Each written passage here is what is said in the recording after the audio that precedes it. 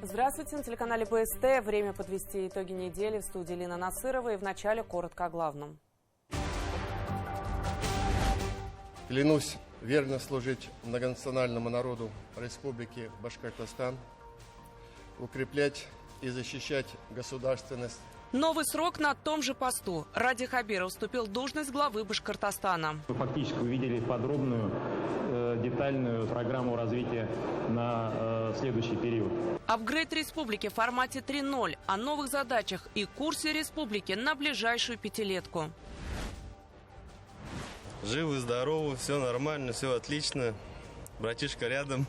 Брат за брата, боевого и кровного. В одном блиндаже живем. С утра увидел уже. Все нормально, значит, живой, рядом. Их девиз «Родина одна» и защищать ее должны вместе. Из мотострелкового полка «Башкортостан» репортаж нашего военного корреспондента. Крылатая фраза «работаем, брат» имеет для них особое значение. Искусственный интеллект добрался до ферм. У нас на карусели вот красные цвета. Это значит то, что корова с маленьким надоем. Цель – поднять продуктивность и снизить болезни. IT-технологии на службе у сельского хозяйства. Это нам позволяет быстрее реагировать на какие-то либо заболевания или какие-то изменения в корове. Когда сдадут Бельский мост, насколько подешевеет ОСАГО и подтвердился ли птичий грипп в Иглинском районе, смотрите сегодня в итогах недели.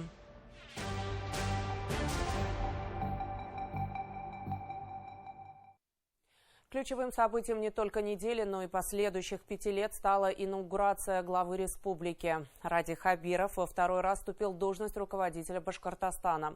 На выборах за него свои голоса отдали свыше 80% избирателей. В своей первой речи после присяги Ради Хабиров подвел краткие итоги предыдущего срока и обозначил, что еще предстоит сделать. Подробности расскажет Артур Шамсуддинов. Событие, которое проходит раз в 5 лет. Именно поэтому в Госсобрании особая атмосфера. Все присутствующие поздравляют друг друга с праздником. Едва ли не треть балкона заняли музыканты духового оркестра. В основном в зале знаменная группа. Обязательный ритуал церемонии. Вынос флага и Конституции Башкортостана в 2 экземплярах, на русском и башкирском языках. И также на 2 языках, держа руку на основополагающем документе республики, Ради Хабиров приносит присягу. Таким образом, подчеркивается верховенство закона и соблюдение интересов региона в своей будущей деятельности. Клянусь при осуществлении полномочий главы Республики Башкортостан верно служить многонациональному народу Республики Башкортостан, укреплять и защищать государственность Республики Башкортостан. Под текстом Конституции Ради Хабиров ставит подпись и получает в руки вновь удостоверение главы Башкортостана. В соответствии со статьями 84 и 85 Конституции Республики Башкортостан Ради Фаридович Хабиров вступил в должность главы Республики Башкортостан. На выборах Ради Хабиров одержал уверенную победу. Чуть более 80% избирателей отдали свои голоса за него. Глава республики поблагодарил всех за доверие и кратко подытожил результаты прошедшей пятилетки. Успехи во всех сферах жизни. Рекордные объемы жилищного строительства. Решение проблемы обманутых дольщиков. Власти открыли уфимский хоспис и новые медучреждения. Вот только малая часть. Считаю их результаты высокой оценкой работы нашей управленческой команды всех уровней. Масштабной деятельности по повышению качества жизни людей, развитию экономики и социальной сферы, благоустройству городов и сел, укреплению позиции Башкортостана как одного из ведущих регионов страны. Сейчас основная задача не сбавлять темпа и достичь национальных целей страны, которые поставил Владимир Путин. За 5 лет ожидаемая продолжительность жизни в республике выросла до рекордных 73 лет. Цель на ближайшие годы увеличить этот показатель до 78. В этот момент Ради Хабиров произнес фразу, которая может стать еще одним девизом властей региона. Как мы говорим, долго, достойно дома. При этом люди должны не просто доживать до таких лет, а жить активной, насыщенной жизнью с удовольствием. А для этого нужно продолжать укреплять экономику, обеспечивать рост промышленности, улучшать качество жизни на селе, строить новые объекты в сфере медицины, образования, культуры и спорта, реализовывать крупные проекты в дорожном хозяйстве. Кроме того, республика приступает к реализации своей программы научно-технологического развития, одной из лучших среди пилотных регионов. Мы увеличим долю внутренних затрат на исследования и разработки в валовом региональном продукте до 2%. Сейчас этот показатель составляет 0,5%. Запустим не менее 5 собственных линий разработки высокотехнологических товаров и услуг. Разработаем и передадим в производство не менее 300 новых передовых производственных технологий. Среди гостей церемонии особенно много участников спецоперации и членов их семей. В их адрес прозвучали отдельные слова благодарности. Поддержка бойцов и их близких, также в числе приоритетных. Как отметил Ради Хабиров, впереди 5 лет напряженной работы. Власти и дальше будут укреплять позиции Башкортостана. Продолжать обеспечить обороноспособность страны, продолжать поддерживать наших воинов, членов их семей. А для этого, подчеркиваю, нужна хорошая работающая экономика и достаточное поступление доходов в бюджет республики. Мы должны сохранить в целом общественно-политическую стабильность и, конечно, каждый год делать с каждым разом, делать жизнь людей лучше, комфортнее, доступнее. И это, наверное, самая главная задача. Со вступлением в должность главу республики поздравил полпред президентов ПФО Игорь Комаров, который отметил успехи Башкортостана и широкие возможности для дальнейшего развития. Очень хорошо, когда проекты, которые начинались в период первой пятилетки, скажем так, они будут ускоряться, реализовываться и в следующий период. В речи Ради Фаритовича очень большое внимание уделялось дальнейшему развитию. И мы фактически увидели подробную, детальную, с мероприятиями, с основными направлениями и цифрами программу развития на следующий период. Инаугурация – это событие, которое во многом определит тенденции развития республики на ближайшие годы. Руководил церемонией традиционно председатель Госсобрания Константин Толкачев, который также принимал присягу предыдущих руководителей. Однако в этот раз, по его словам, церемония прошла без излишних торжеств и быстро, что означает, власти ценят время и намерены использовать его максимально эффективно. После вступления в должность главы республики правительство автоматически уходит в отставку. В ближайшее время объявят новый состав. Как заявил Ради Хабиров, кардинальных перестановок не предвидится. Будут незначительные точечные изменения, ведь впереди много амбициозных задач, выполнять которые нужно незамедлительно. Артур Шамсудинов, Артур Ханов, Азат Ишбулатов, Родион Матвеев и Руслан Галямов. Итоги недели. Уфа. Увеличить продолжительность жизни населения, превысить объем инвестиций за 1 триллион рублей, запустить не менее 5 собственных линий разработки высокотехнологичных товаров и услуг. Такие задачи поставил перед своей управленческой командой до 2030 года глава Башкортостана. Эксперты отмечают, что избрание Ради Хабирова на второй срок говорит о высоком доверии к нему со стороны жителей республики. Эффективность принимаемых властью мер в непростых ситуациях была доказана уже не единожды. Положительно оценивают специалисты и программу, которая будет реализовываться в ближайшую пятилетку в регионе. Материал Динары Тимасхановой. Перед каждой отраслью и перед каждым руководителем поставлены новые задачи. Несмотря на сложности на внешнеполитической арене, Ради Хабиров дает поручение ставить амбициозные цели. Республика уже проходила достойно сложные времена. Пандемию коронавируса, специальную военную операцию, экономические санкции. Ответить вызовам удалось благодаря правильным решениям. Наша республика достаточно успешно справилась со всеми вызовами, которые перед ней стояли. И я думаю, что последующие 5 лет будут лишь доказательством того, что правительство осуществляло все возможные меры для того, чтобы улучшить жизнь в нашем регионе. Ради Хабиров поручил завершить программу модернизации первичного звена здравоохранения. К 2030 году не должно остаться ни одного аварийного фельдшерско-акушерского пункта. Задача сделать медицину ближе к пациентам, дойти до самых отдаленных сел и деревень. За последние годы построили с нуля почти 500 новых ФАПов. Сеть фельдшерско-акушерских пунктов, которых у нас больше 2000, и которых у нас больше, чем у кого-либо в стране, они позволяют решать эти задачи. И когда человек приходит на ФАП и получает и первый этап диспансеризации, и временный листок нетрудоспособности, и рецепт на лекарство, телемедицинскую консультацию или запись на прием, это, конечно, большая поддержка и большой показатель того, что наш проект «Цифровой ФАП», наш проект по развитию и модернизации первичного звена, он работает. Ежегодный объем ввода жилья Ради Хабиров поручил довести до 4 миллионов квадратных метров, и это рекордные цифры. При поддержке федерального центра заняться строительством инженерной и транспортной инфраструктуры для территорий Забелья и Зауфимья. Мы уже 3-й год занимаемся развитием 2 крупных территорий города Уфы, больших территорий, так называемых территорий Забелья и Зауфимья. Мы планируем до 2029 года полностью завершить работу по обеспечению инженерной инфраструктуры и решить вопросы по строительству мостов и дорог. Все, что направлено на улучшение жизни наших граждан, будут выполнены и перевыполнены. Задачи поставлены, будем их исполнять. Возводя новое, не оставить без внимания существующее. За последние годы города и села республики заметно преобразились, парки и общественные пространства приобрели новый вид. С программами улучшения зашли во дворы многоквартирных домов, строители дошли до дверей жильцов, изменив еще и образ внутри подъездов. Именно с приходом Радия Фаритовича у нас появились именно наши республиканские программы по капитальному ремонту подъездов. И именно когда, заходя в подъезд, делается огромный комплекс работ, именно комплексный ремонт позволяет нам улучшить ситуацию с подъездами. Также есть программа «Башкирские дворики», когда мы комплексно выполняем тоже огромный вид обязательных работ, где и парковочные места новые появляются, и видеонаблюдение устанавливается, и газоны, и тротуары, и бордюры, и так далее, и так далее. Со слов экспертов, в республике добились серьезных успехов в развитии науки, образования, культуры и спорта.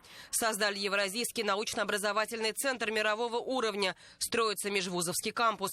Руководитель региона поручил завершить программу модернизации школ и принять участие в стартующей в следующем году по обновлению детских садов, продолжить ремонт и оснащение колледжей. Республика приступает к реализации своей программы научно-технологического развития, одной из лучших среди пилотных регионов. Ради Хабиров анонсировал запуск не менее 5 собственных линий разработки высокотехнологичных товаров и услуг. Башкортостан исторически сильная промышленность и сильный научно-образовательный потенциал, который вкупе координации науки, образования и производства – это то, что сегодня в республике есть. И сегодня это координирующая роль и научно-образовательного центра мирового уровня, конечно же, приведет к тому, что мы явно будем в ближайшие несколько лет лидерами в научно-технологическом развитии Российской Федерации. К 2030 году обеспечить ежегодный рост промышленности не менее чем на 5%, а объем инвестиций до 1,25 триллионов рублей.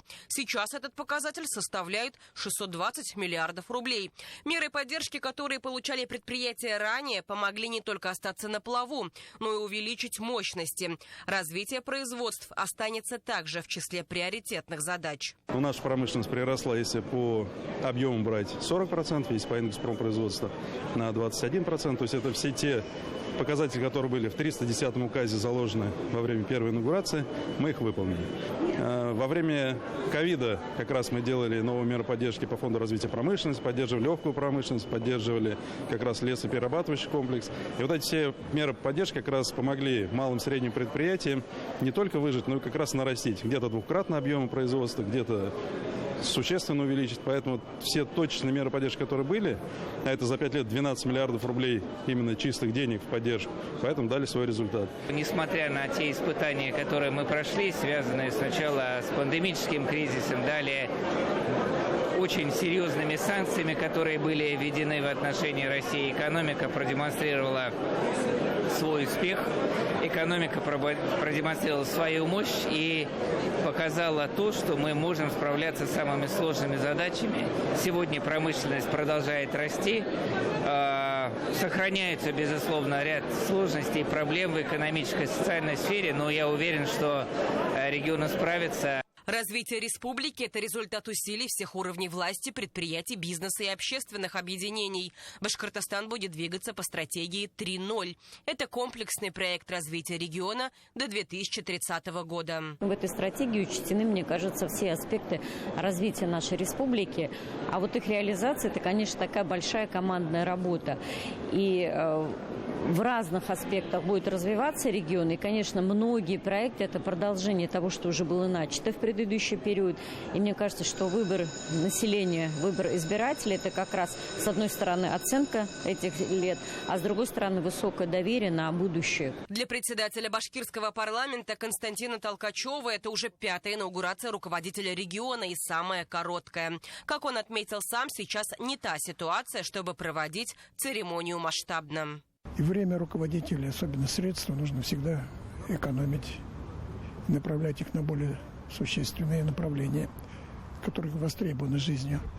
Ради Фаридович этим и отличается, что он никогда ни копейки не позволяет, чтобы ушла по нецелевому назначению. Поэтому в данном случае мы провели очень такой скромный бюджетный формат. Но от этого, я думаю, ситуация не изменилась. Люди видели, услышали то, что необходимо было знать, и ознакомились с результатом и самим фактом утверждения на этой высокой должности, самой высокой должности главы республики Ради Фаридовича. Задачи на будущие 5 лет перед властью республики, по сути, не изменятся. Повышение качества жизни людей, развитие экономики и социальной сферы, благоустройство городов и сел, укрепление позиции Башкортостана как одного из ведущих регионов страны. Вот направления, на которые будут брошены ресурсы. Динара Таймасханова, Артур Ханов, Азат Ишбулатов. Итоги недели.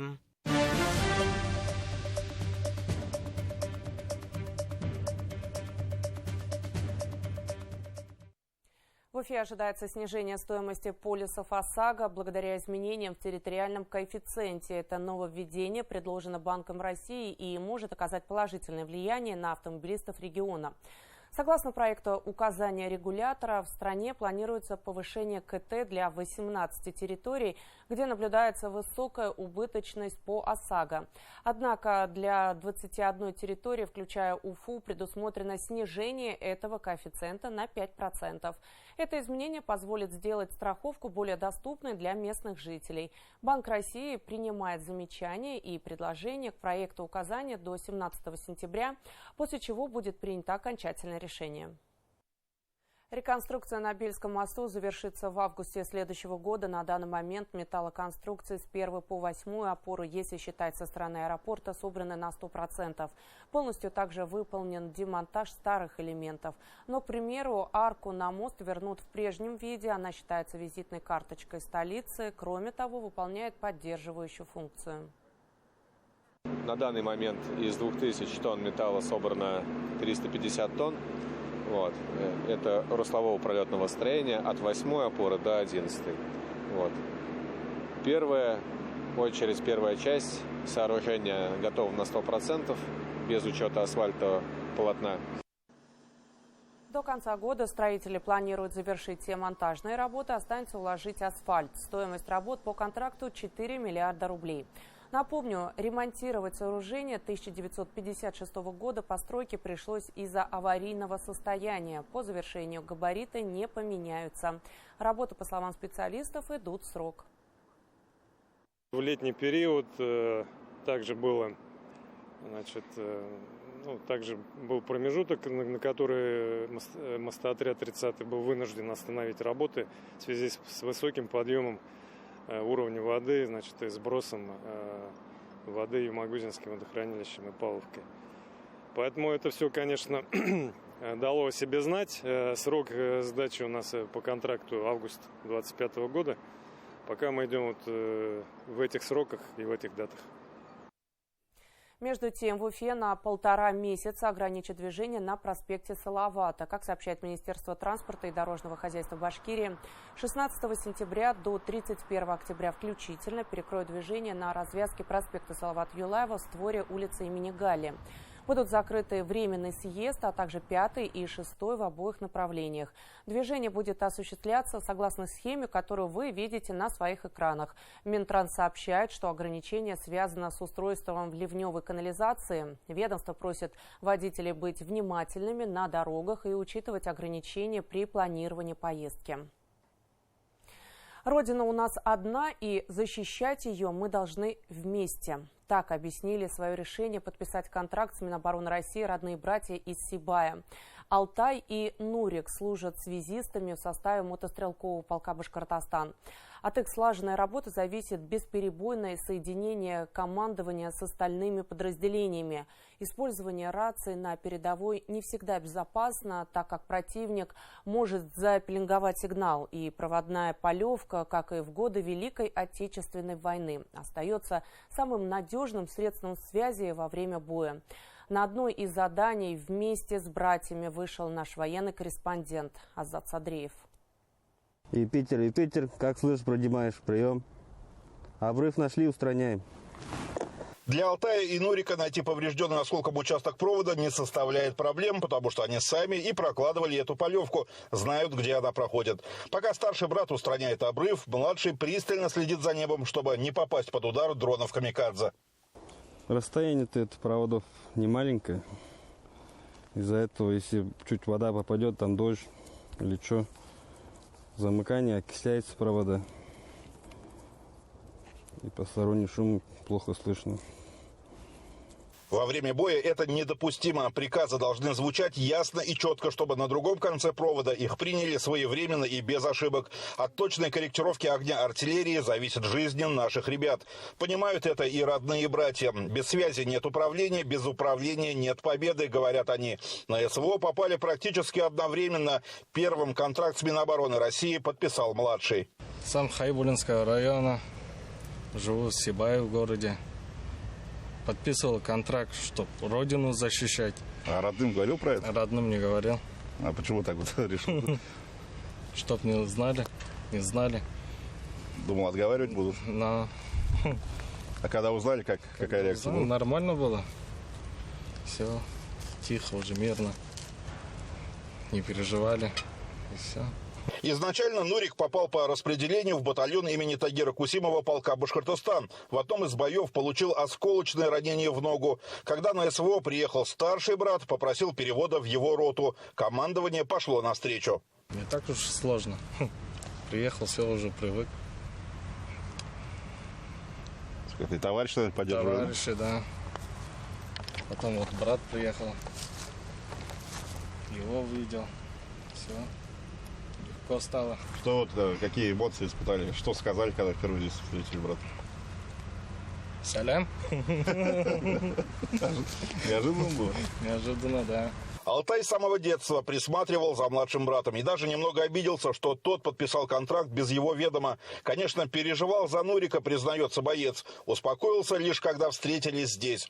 И вот уже больше года они плечом к плечу выполняют приказы, выходят на боевые задания. В день по сколько километров проходите порой? Ну, бывает день 10 километров проходим, бывает 15, смотря где обрывы находим. По-разному получается. С рассветом уходим, бывает к обеду приходим. Получается, здесь постоянно неразлучно, все время вместе? Да, в одном блиндаже живем. С утра увидел уже, все нормально, значит, живой, рядом. Так же вот. Родные, да, они тоже дома спокойны, что братишка, брат рядом, вместе служит. Среди однополчан родные братья обрели и боевых. Все мы тут как одна большая семья, говорят связисты. Работают сразу в две пары, чтобы за короткий срок обеспечить телефонные сообщения между подразделениями. Телефонный аппарат. Считай, вот сюда провода вставляем. Сперва в одну сторону звоним. Потом, если там связь есть, то там нормально. И другую сторону, потом другие провода ставим. И берем направление, какую сторону идти. Ну, полевка это надежная связь, да, даже лучше, чем по рации. Ну да. Сейчас в основном осколками перебивает провода, или там пожары бывает тоже. Вот, по-разному. Или полевком кусочек себе запас берем тоже. Да, сколько вот метров Нурик с собой носишь постоянно? С собой всегда носим сколько, 30 метров, да? Ну, где-то 30. С запасом, да? Да, с запасом, что. Бывает там, если крупный там пожар, там, метров 300-400 с собой уже там побольше катушку берем. С Связисты для противника не только одни из приоритетных, но и легких целей. Поэтому Алтай и Нурик восстанавливают перебитые провода за минимальное время и двигаются дальше. О своем выборе не жалеют. Говорят, когда рядом братское плечо, невыполнимых задач для них не бывает. Привет, хотим передать родителям. Живы, здоровы, все нормально, все отлично. Братишка рядом. Алтай и Нурик не единственные кровные родственники, которые служат в башкирских подразделениях в зоне проведения специальной военной операции. По стопам своих дедов и отцов на защиту Родины встали многие семейные династии. И крылатая фраза «работаем, брат» имеет для них особое значение. Азат Садриев, Вадим Исламов, Иван Шабрин. Итоги недели. Луганская Народная Республика. В Башкортостане будут снимать кино о героях спецоперации. Соответствующую задачу обозначил глава Башкортостана Ради Хабиров.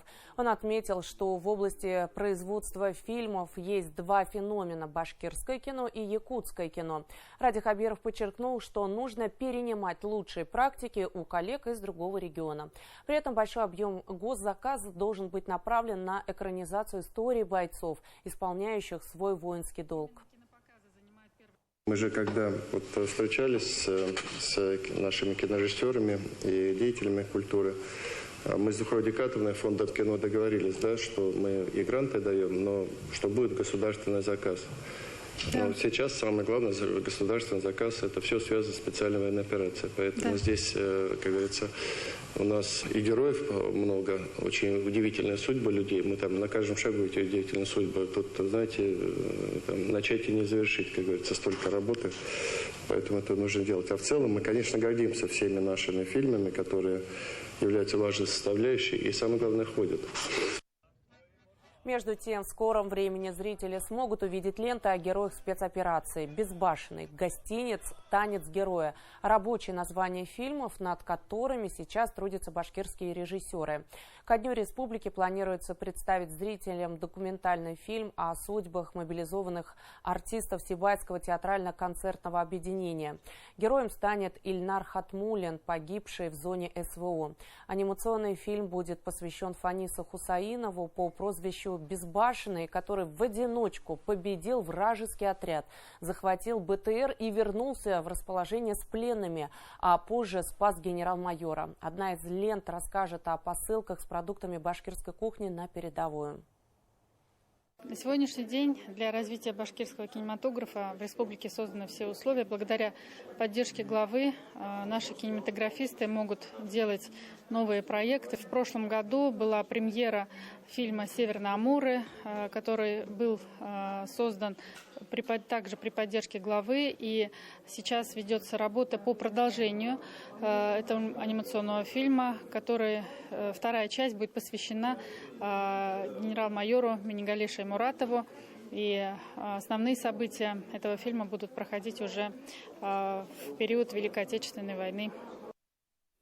В Иглинском районе не подтвердился факт птичьего гриппа. Ранее некоторые СМИ сообщили, что региону грозит вспышка опасного заболевания. По их информации, в одном из хозяйств деревни Тикеева начала гибнуть домашняя птица. На место выехали специалисты и сделали забор биоматериалов погибших особей. Исследования провели в Башкирской научно-производственной ветеринарной лаборатории. Результат отрицательный. По информации начальника Иглинской райветстанции, птицы погибли от отравления. Искусственный интеллект добрался до молочных ферм. Теперь работники смогут дистанционно следить за состоянием коров и распознать их самочувствие, а именно определять любое изменение в их поведении и минимизировать болезни. IT-проект животноводческого комплекса одобрили на инвестчасе. Республика поддержала агрария из Аургазинского района, возместив расходы на покупку оборудования и строительство инженерной инфраструктуры. О том, как фермеров пытаются подружить с искусственным интеллектом, наблюдал наш корреспондент Наиля Нуреева. Место 21. 2 раза могу на то. Здесь все как на ладони. Каждая корова под чутким контролем не только сотрудников фермы, но и искусственного интеллекта. У нас на карусели вот красные цвета. Это значит то, что корова с маленьким надоем, то, что нужно ее сейчас, то есть нужно оповестить ветеринара, что вот у коровы, может, какие-то проблемы. На ферме более 5500 коров. Для удобства дойки и комфорта рогатых установлены 2 карусели. За день корова доится 3 раза и дает около 30 литров молока. Всего один круг, корова доится у нас. Карусель 72 места, то есть вмещается 72 коровы. Карусель сама доит, можно настроить время, либо 8 минут, либо 5 минут, оно все само настраивается. Вот. Такие новшества нравятся не только животным, но и сотрудникам. На одной карусели работают 4 доярки и 2 загонщика. Задача – почистить вымя и установить доильный аппарат. По истечению круга он сам снимается, и корова отправляется на отдых. Здесь нравится мне, здесь легче работать. А почему легче? Ну вот, мы же коров поставим, и они уходят, карусель идет, двигается. А там на старой дойке поставишь, и надо стоять, смотреть. Они же раз по 20, по 30 пинаются. Сколько раз надо ставить? Но основная функция IT-технологий куда масштабней. Необходима инновация, необходима автоматизация некая, отслеживать. Потому что если даже мы теряем 20-30 коров из-за того, что мы их просто не можем отследить, это очень большие потери для производства. Если мы будем отслеживать здоровье каждой коровы, если мы будем отслеживать, сколько она дает молока, если мы будем отслеживать даже такие моменты, как хромота либо отелка наших животных, то это в первую очередь снизит стоимость и повысит бюджет наших предприятий. Искусственный интеллект способен считывать коров не только по индивидуальному номеру, но и по внешним особенностям животного. Вот смотрите, корова идет. Вот сначала она шла синяя, и сейчас корова узнает, и они станут зелеными. Видите, да? То есть их распознала. Искусственный интеллект узнал. Искусственный интеллект способен считать, сколько корова ела, отдыхала, ходила. Определяет любое изменение в поведении и позволяет минимизировать болезни. Собранные данные сразу направляются к ветеринару, который незамедлительно проводит осмотр. Это нам позволяет быстрее реагировать на какие-то либо заболевания или какие-то изменения в корове. Можем увидеть корову как от мастита, то есть это опять же технологии, до количества молока, которое она дает. Соответственно, если она дает там меньше 10 литров, надо смотреть, что с ней происходит. То есть, соответственно, все быстрее происходит реагирование на корову.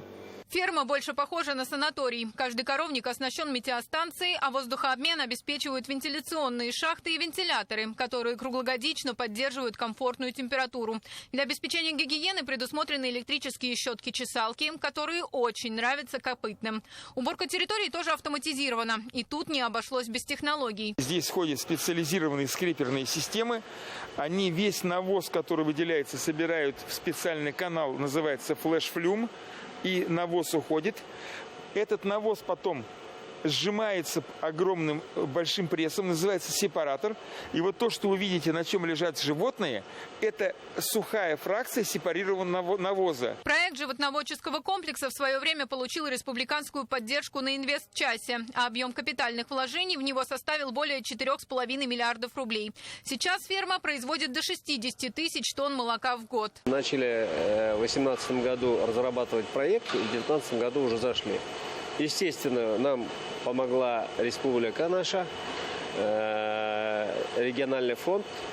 Спасибо Ради Фаричу, то, что он сумел найти такие средства. По данным регионального Минсельхоза, животноводческий комплекс стал самым крупным инвестпроектом по молочному скотоводству в республике. Ежедневно на заводы с фермы отправляется около 150 тонн парного молока, которые впоследствии оказываются на прилавках Уфы, Салавата, Стерлитамака и других городов Башкортостана. Наиля Нуреева, Артур Хуснуддинов, Ильдар Давлетов. Итоги недели. Аургазинский район. Форуму «Россия. Спортивная держава» в Уфе выбрали девиз. Им станет слоган «Семья. Спорт. Россия». Об этом накануне в Казани сообщил министр спорта Российской Федерации Михаил Дегтярев. Он добавил, что в форуме примет участие президент России Владимир Путин. Напомним, 12-й международный спортивный форум «Россия. Спортивная держава» пройдет в Уфе с 17 октября по 19 октября. Мероприятие состоится в столичном дворце борьбы. Регистрация на форум уже началась. Ранее глава Башкирии Ради Хабиров подчеркнул, что подготовка к форуму идет полным ходом. Он станет одним из самых крупных международных спортивных событий России. В Уфу вернулись призеры параолимпийских игр в Париже. Представители нашей республики завоевали 6 медалей на главном турнире четырехлетия. Башкортостан на играх представляли 8 атлетов в 3 видах. В аэропорту спортсменов встретила наша съемочная группа.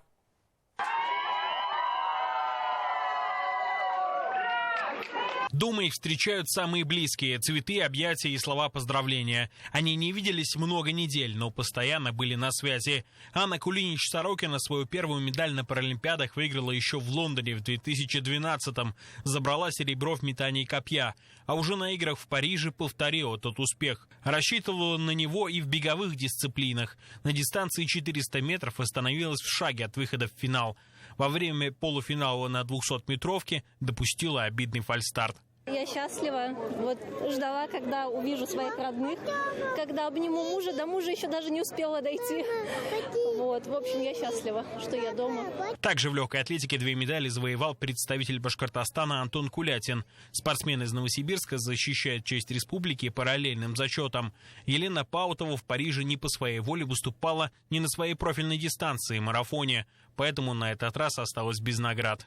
Буквально за полгода я проходила классификацию, мне не дали класс, который позволяет мне бежать марафон и бежать с лидером.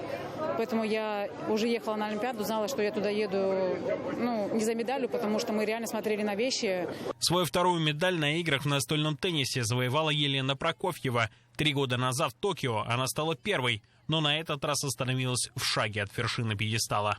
Мы играли 1 игру в день, а когда был финал, получилось 2 игры. И вот это вот, который полуфинал, я с этой девочкой играла. Поэтому знала чуть, что-то тяжелая такая игра была, и мало отдохнуть дали. А та новенькая, я с ней вообще не играла. Вот если бы финал был на 2-й день, уже не знаю, чем бы закончилось. Просто отдохнуть не дали. В плавании у Башкортостана 2 медали. Андрей Николаев и Богдан Мозговой завоевали по бронзе. Также честь республики защищала Аделина Разидинова. Если честно, думал только о том, что нужно терпеть, работать, что как бы тяжело не было, нужно стараться изо всех сил. Следующий шанс, если он и будет, он будет через 4 года. Во-первых, мы сотворили историю уже в тот момент, когда поехали, когда нас пустили туда. Это огромное достижение для всех. И для спортсменов, и для государства в целом. Да, хоть и без флага, без гимна, но все же это огромное действие для всех и достойное уважения для всех. Представители Башкортостана могли завоевать гораздо больше наград. Но в Париж допустили представителей лишь 5 видов спорта из нашей страны.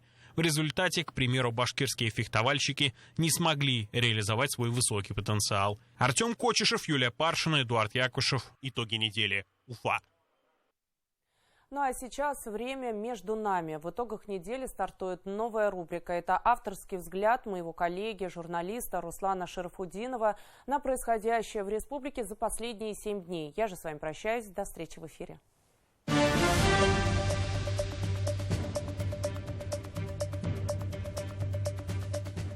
Здравствуйте, я Руслан Шарафудинов с нашей новой рубрикой «Между нами». Главное событие минувшей недели – инаугурация Радия Хабирова. Как церемониальная точка выборного ралли. Между нами не будем лукавить, что у нас были сомнения по поводу победителя гонки. Исход был предсказуем, честно говоря, за явным преимуществом. Мы зафиксировали то, что и так всем очевидно. У республики есть сильный лидер, а в трудную годину коней-тяжеловесов на переправе не меняют. Радия Хабирова мы знаем давно, из-за него говорят его дела. Он реальный и настоящий. А лидеру большого региона важно быть настоящим мужиком, уметь брать на себя ответственность и принимать сложные решения. И избиратель прямо сказал: ну что же, Ради Фаритович, взялся за гуш, тяни. Заслуги в полночь закрытия избирательных участков обнулились. Впрягайся и выполняй свои обещания, дожимай планы и проекты. Все-таки большая политика – жесткая профессия, которая не терпит случайных людей.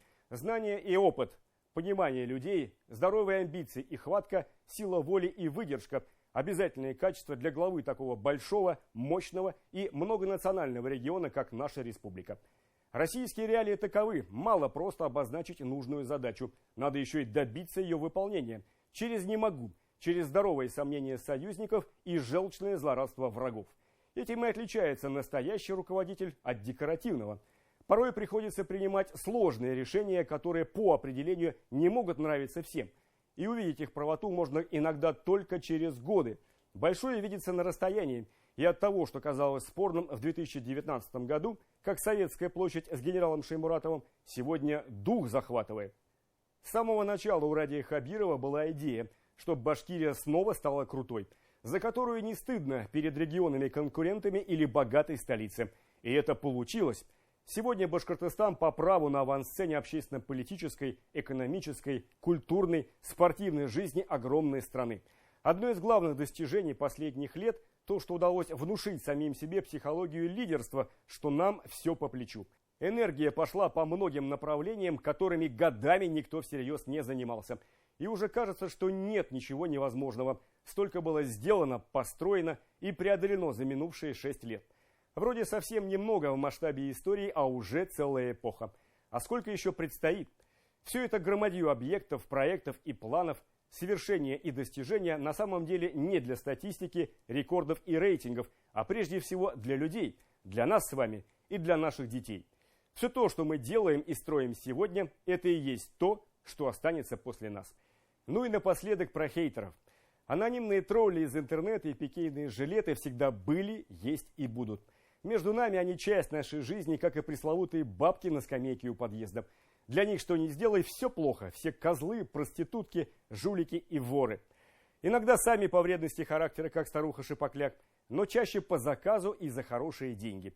Все это мы уже проходили много раз, и сегодня они топят за одного хозяина, а завтра изменится конъюнктура, и они уже поливают грязью его самого. Надо четко понимать, что они никогда ничего сами не создавали. Работать надо, а не ошибается только тот, кто ничего не делает. Впереди еще 5 сложных, но интересных лет. Ведь все только начинается, друзья. До свидания. Берегите себя и своих близких. Между нами все будет хорошо.